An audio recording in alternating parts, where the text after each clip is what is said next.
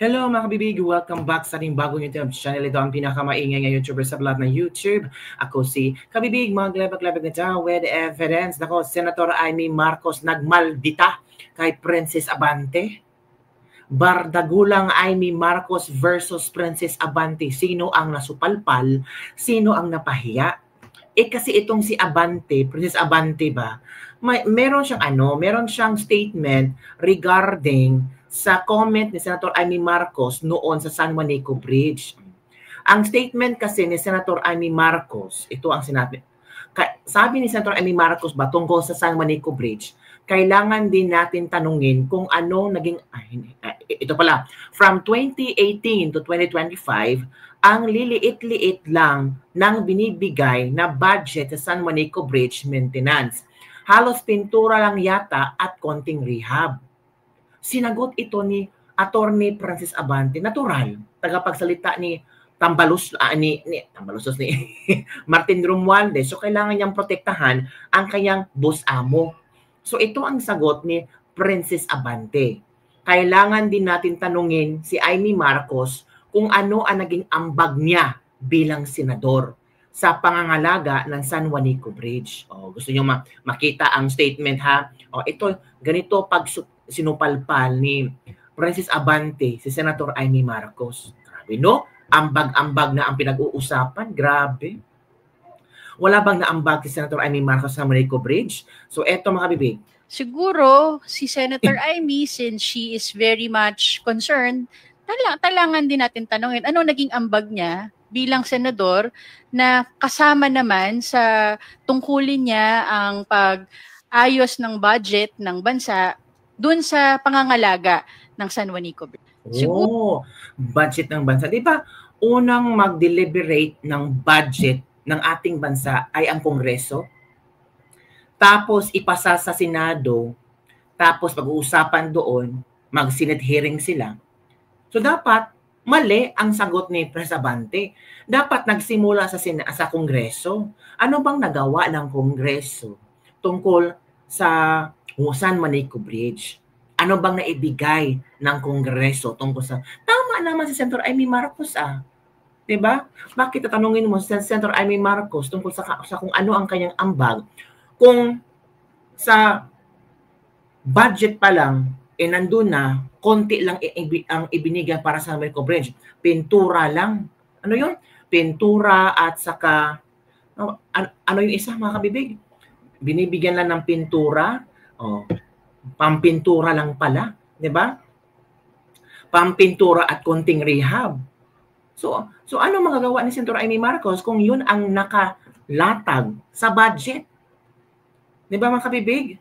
So parang, feeling Senator Amy Marcos ba, ako ba talaga ang gagawa ng proposal hinggil sa San Juanico Bridge? Dapat kung sinong congressman ang nakatoka doon, kung sino ang congressman doon, dapat siya ang gagawa ng proposal for budgeting. Bakit? Dapat pa pupunta si Senator Amy Marcos doon, i-check niya lahat ng bridge, kung ano ang pwede niyang maambag doon. Diba?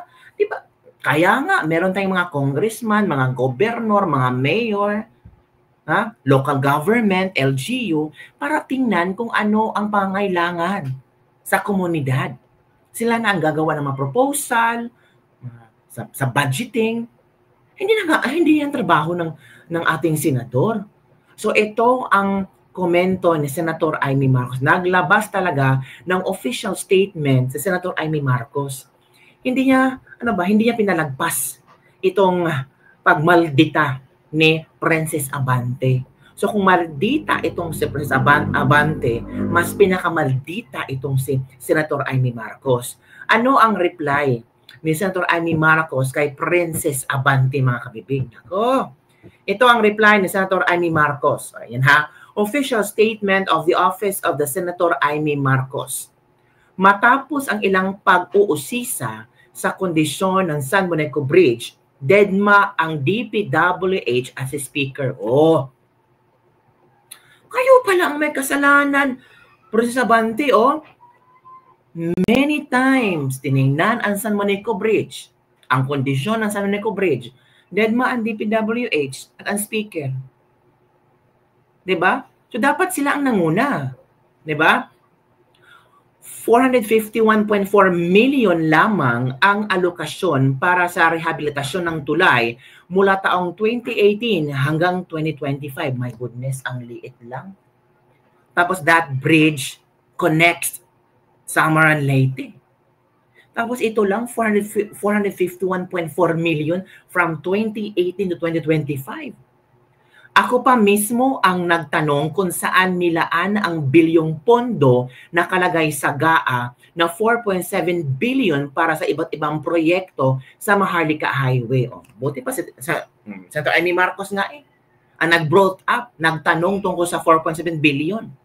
Bilyon ang nilustay na pera para sa mga daanan na masayang pinagkakitaan na kung sino-sino, pero ang mahalagang tulay ni hindi ininspeksyon at puro pintura lang ang ginawa. Supalpal. Supalpal si Abante. Ako, ito ang totoong statement. May data, may explanation. Hindi yung purong tanungin mo lang, bardagulan ang gusto ni Abante na tanungin mo lang si Amy niya, anong ambag mo bilang senador? Ay, dapat Abante next time, before you open your mouth, make sure may data kang ika-present na pwedeng makakasira kay Senator Amy Marcos. Kung sabihin mong anong ambag, make sure may data ka na ipapakita mo na si Senator Amy Marcos wala talagang ambag. 'Di ba? Ito. Ang San Juanico Bridge ay binuo sa administrasyon ng aking ama na simbolismo ng katatagan at pagtutulay ng kalinga ng pamahalaan papunta sa mga mamamayan. Ngayon, ito na Abante, ito ang sagot ni Amy Marcos. Pinagdududahan ang tibay at serbisyo nito, pero ang hinahanapan ng Amy solusyon ay ako pa rin? Bakit ako na senador ang hinahanapan mo ng aksyon? Yang amo mo diyang nakatira, bakit di mo tanungin? O, tama. Saan ba ang baluarte ni Martin Romualdez? Tanungin kita, Abante. Di ba? Congressman siya. Di ba? Lahat kayo sa akin nakatingin. Sana ako na lang nagpresidente. Hala ka. O, tingnan nyo na nga ngayon, no? Back to you. Nag-boomerang. Ang statement ni Abante. Nakakahiya naman, no? Nag-boomerang tuloy. Parang straight to the point talaga sabi ni Amy niya, bakit mo ako tatanungin kung anong ambag ko? Tanungin mo ang amo mo kung ano ang naging ambag niya para sa San Juanico Bridge. May nilaan ba na pondo o meron pero konti lang. Ang liit lang. 451.4 million from 2018 to 2025. Bakit pag upo ni Bongbong Marcos, naging House Speaker si Martin, dapat sana ito ang kanyang, ang tawag ito, uunahin. Kasi malaking tulong itong San Juanico Bridge sa ekonomiya, sa pag-progress sa mga lugar, na mamalapit sa mga lugar dyan. At baluarte niya.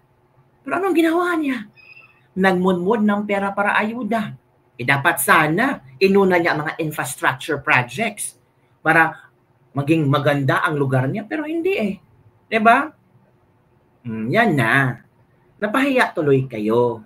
Na-back to you agad kayo. Kaya nga, sabi nila, before you open your mouth, think positive. Ay, nako. Grabe. Wag mo talagang hamunin si Senator Amy Marcos. Iba.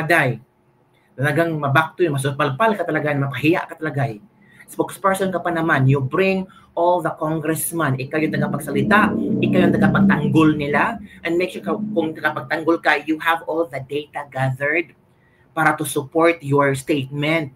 Kasi pag kulang, babalikan ka talaga sa nangyari ngayon ni Senator Amy Marcos na binatikos ninyo at tinanong mo kung ano ang ambag mo bilang senador. Natural, sinong senador na hindi makapagtaas noon yan? Buti pa Senator Amy Marcos may mga data pinipresent. Baka bibig? So ito ang mga komento ng ating mga netizen. Ito na. Mainam sana, Senator Amy Marcos, ikaw na lang nagpresidente. Simbolo nga po ni Apulacay ilang dekada na po, kahit po tao nagiging marupok din po. Kaya need pong ayusin, alam mo po ng lahat, matibay ang gawing ni Apulacay. Kaya nga, sabi ni Senator Amy Marcos, problema ko ba yan? Problema yan ng presidente, problema yan ng mga congressman kung sino nakaupo dyan. Pati ba San Moneco Bridge? Diba? Maging problema yan kung natural, walang ginawa ang mga nakaupo dyan. Diba? Yan na, lumalabas na may samang loob at sabi sana siya na lang ang nagpresidente, parang bitter. Hindi naman bitter si Senator Amy Marcos.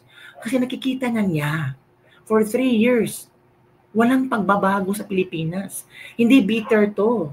Kasi pag bitter pa to, first year pa lang ni Bongbong Marcos nagsalita na to si Amy Marcos, sana ako na lang nagpresidente. Hindi. Binigyan niya ng chance yung kapatid niya to prove himself. Pero meron ba? Hindi yung bitterness, kundi paghihinayang, kahihiyan. Diba?